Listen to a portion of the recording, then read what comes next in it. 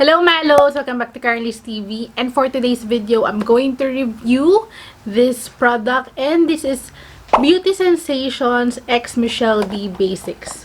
So, ito yung kanilang Duo Makeup Blender. So, ito siya guys. I super love the color. Super me kasi nga syempre pink. I really love pink. And also, obviously yan, pink, and then na pink na paint ng aking room. And then I also like this naman, in fairness, this is a minty something color. So ayan. So you have here a edgeless makeup sponge, yung pink, which looks like a beauty blender, parang microfiber. And then the multi-purpose makeup sponge, ito. And yan naman ay parang Real Techniques yung style. So, I actually preferred using yung gantong style ng beauty blender. So, titignan natin kung magugustuhan ko ba tong Michelle D Basics Duo Makeup Blender. So, this set retails for 499 pesos. So, parang 250 pesos each sponge. So, ito siya nung na-receive ko. In-order ko to sa Lazada. And ang tagal niya bago dumating sa akin. So, pag mga Lazada ang tagal, lalo na Ninja Van pa. So, hindi naman nakasalanan nung, yung ng Michelle D Basics or ng Beauty Sensations. Dahil, hello, sa Ninja Van na yon. So, basahin ko muna.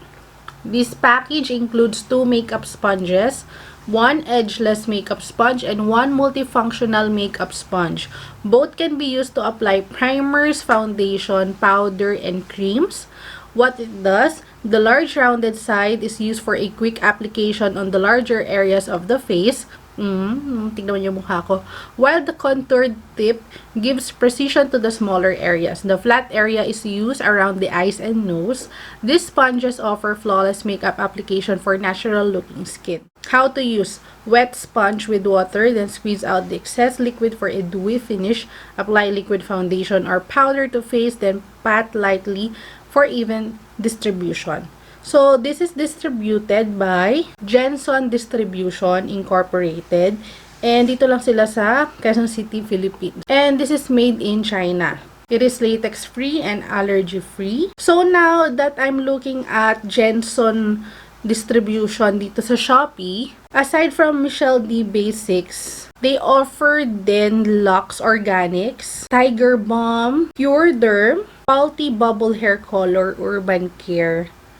What else? Yung mga brand na ino-offer nila. Nanomed. Meron din dito na yung Beauty Sensations din mismo. Kagaya ng, ito kasi parang collaboration nila ng Beauty Sensations. So, ibig sabihin, this is not actually parang Michelle D brand. Kumbaga, nag-collab lang sila ng Beauty Sensations. So, probably this is also limited edition. So, ito, Pure Derm and Jenson nga din talaga siya. So, yun yung distributor nila. Bubuksan ko na para mahawakan ko na siya, and later, syempre, babasain ko na.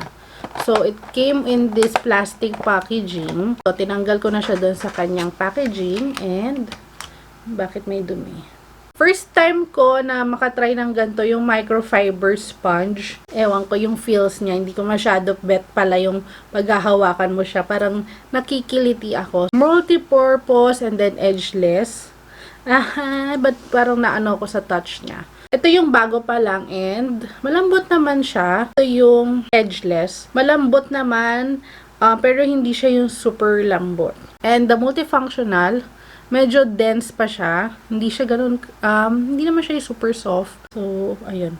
Ito medyo dense pa. Kumbaga, mas malambot lang siya ng konti doon sa nabili ko sa Daiso na 88 pesos. Ayan, ayan. Malambot naman siya. Squishy naman. Pero not, ito, mas malambot to kaysa dito. Ito, dahil din siguro yung, niya, yung shape niya. Kasi kung sobrang lambot, baka mahirapan yung sa flat part. So, I'll be back. Babasain ko muna. So, para makita nyo, ganito siya habang dry. So, ito na guys, nung nabasa na. And, ayan, lumaki naman siya. Ooh, in fairness. So, dahil nga first time ko gagamit ng microfiber, not sure kung saan siya best gamitin. Pero mas sanay ako dito sa gantong klase ng sponge. Anyway, gagamitin ko na rin naman both. Alam mo itong microfiber, parang hindi siya nabasa. Binasa ko siya, pero alam niyo yung gets, yung feels niya, hindi yung wet na wet. Parang nadadry because of its texture din siguro. Again, first time ko siyang gagamitin. So, I'll be using the Maybelline Superstay Full Coverage Foundation, and alam niyo naman to, medium to full coverage to. And tignan natin if mababawasan ba nito ng yung coverage ng foundation. And maglalagay muna ako sa right side ng aking face. Yan. Hindi pala ako naglagay ng primer, pero nag-face mist lang ako. Actually, hapon na. So, marami din siyang nakukuhang product. Medyo na-less niya yung coverage ng foundation, which actually, gano'n naman yung mga sponges. Pero may ibang sponge kasi na hindi masyado parang nagva-vacuum. Alam niyo yung maraming nakukuhang product. So, ayan siya guys, nung ginamit ko to. So, I like applying the angled part sa cheeks ko, yung more rounded, yung mukha ko mismo. Tapos, with the help na lang nung tip para dito sa mga loob-looban niya. And sa under eye. Yan. Kung magko-concealer ako mamaya, ito yung gagamitin ko. Dahil ito lang naman yung gagamitin kong dalawa. I'll try to use this microfiber sponge dito naman sa left side. Since first time ko din gagamit ng isang microfiber na sponge. Pagka naglalagay ng foundation, talagang nilalagay muna sa face. Dati, ginagawa ko sa sponge. Pero alam nyo yun, nauubos yung foundation eh. Kukuhain na nga ng sponge, doon mo pa unang ilalagay. Uy!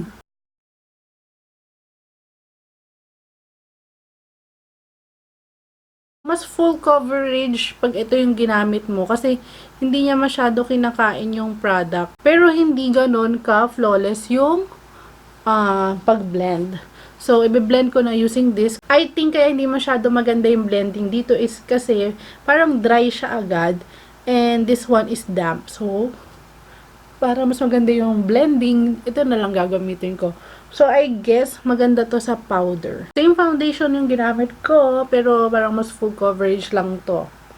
Pero kailangan niya ng more blending. Kasi yung texture niya, nagbibigay ng parang konting tuldok-tuldok na maliliit. Alam niyo yun? So, for the concealer, I'll be using the SEM Cover Perfection Tip Concealer. Alam nyo, sanay ako sa ganito kasi nga yung ginagamit ko is yung Sardil Techniques. And yun, tuloy-tuloy na yun. Foundation, concealer, tapos ito uli for the powder o kaya itong side naman na to. Kaya talaga multifunctional yung gantong type ng sponge. So, parang, alam nyo yung parang sanay na ako gamitin siya. Hindi na siya bago sa akin, yung ganyang style. Hindi talaga maganda pang blending to ng mga liquid. So, for powder lang siguro yan. Alam nyo yung ginagawa niya, full coverage. Kasi hindi niya nga nabiblend eh. So, ayan. So, mas mukhang bright tong kabila kasi parang naipon agad nung yung product. Kasi yung sponge na una kong ginamit. Next is powder. I'll be using Coty Airspun. So, ganyan yung itsura niya pag nagkumukuha ako ng powder. Ganito yung style ko. Tapos, ayan. Usually, binibake ko lang is yung nilagyan ko ng concealer para mag-set siya ng maayos. On the other side, syempre, gagamitin ko is yung edgeless. Teka, medyo kulang yung nakuha ko. Grabe tong Coty Airspun. Parang feel ko ang tagal-tagal na nito sa akin. Sobrang kapit na kapit yung product dun sa microfiber sponge.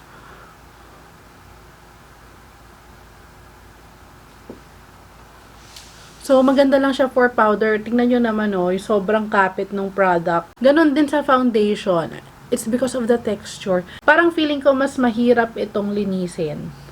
Feel ko lang naman, hindi ko pa siya na-try. Para tuloy kasi siyang parang ayan yung coverage niya, napunta na dito. Pero maganda siya sa powder, ha. And talagang meron siyang mga fiber. Ayan, oh. So, syempre, yung ganyan naman, after ilang minutes, brush na. So, doon na tayo agad sa verdict. Mabilis lang naman tong video na to. I think dahil masanay ako dito sa ganitong klaseng sponge, ito yung pipiliin ko. And also, kahit na bago to sa akin, nakita nyo naman na hindi ko nagustuhan yung sa pag-blend yan ng foundation. Hindi ko nagustuhan yung pag-blend yan ng concealer.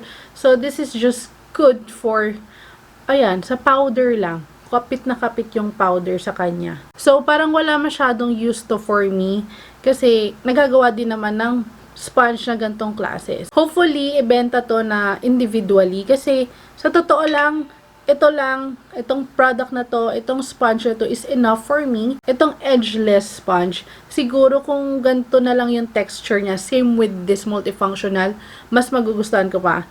It is just my preference, pero hindi ko gusto yung gantong texture ng sponge. Mas gusto ko talaga yung ganito, dahil siguro nakasanayan ko na din.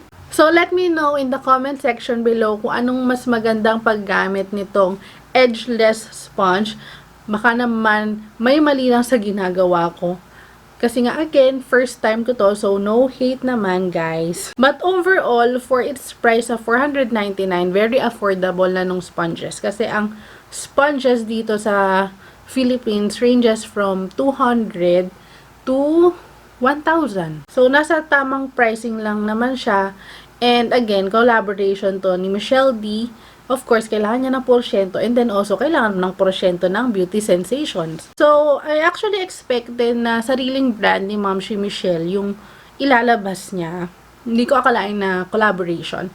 But still, I'm so proud na after all these years na pag-YouTube ni MAMSH, meron na siyang mga makeup tools like sponge and also brushes. So, hopefully, meron na ring makeup next. So, ayun guys. Thank you, Malos, for watching. If you're new to my channel, I'm Karen, by the way. Please don't forget to subscribe, like, and comment on this video. Kung may mga gusto kayong i-review ko, comment lang kayo sa comment section. So, ayan.